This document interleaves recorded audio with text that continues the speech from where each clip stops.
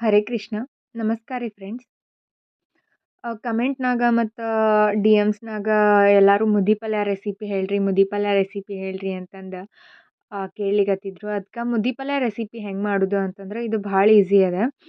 First ಏನು ಮಾಡ್ಬೇಕು, ಬೇಳೆಯನ್ನು ಅಂದ್ರೆ ಒಂದು ಬೊಗಣಿ ಒಳಗೆ ನೀರು ಹೆಸರಿಟ್ಕೋಬೇಕು.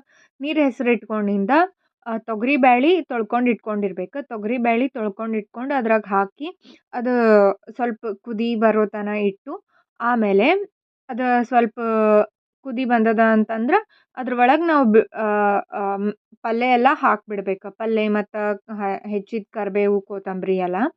ಆಮೇಲೆ ಕರಿಬೇವು ಕೊತ್ತಂಬರಿ ಎಲ್ಲ ಹಾಕಿ ಅದು ಫುಲ್ಲು ಕುದಿಯೋ ತನಕ ಬೇಳೆ ಎಲ್ಲ ಫುಲ್ ಕುದಿಯೋ ತನಕ ಇಡಬೇಕು. ಇಟ್ಟ ಮೇಲೆ ಅದನ್ನ ಮಗಚ್ಬೇಕು. ಇದ್ರೊಳಗೆ ಮಗಚೋದು ಒಂದು ವಿದ್ಯೆ ಇದ್ದಂಗೆ. ಅದನ್ನ ಮಗಚಿ ಆಮೇಲೆ ಹಿಂಗಿನ ಒಗ್ಗರಣೆ ಕೊಡ್ಬೇಕು. ಅವಾಗ ಫುಲ್ ಮಸ್ತ್ ಮುದ್ದೆ ಪಲ್ಯ ರೆಡಿ ಆಗ್ತದೆ. ಅನ್ನ, ಮುದ್ದೆ ಪಲ್ಯ, ತುಪ್ಪ ಮತ್ತು ಅದ್ರ ಜೊತೆ ಹಪ್ಪಳ ಸಂಡ್ಗೆ ಸ್ವರ್ಗಕ್ಕೆ ಮೂರಾಗೇಣು. ಇಷ್ಟಾದ್ರೆ ಫುಲ್ ಮಸ್ತ್ ಆಗ್ತದೆ. Thank you for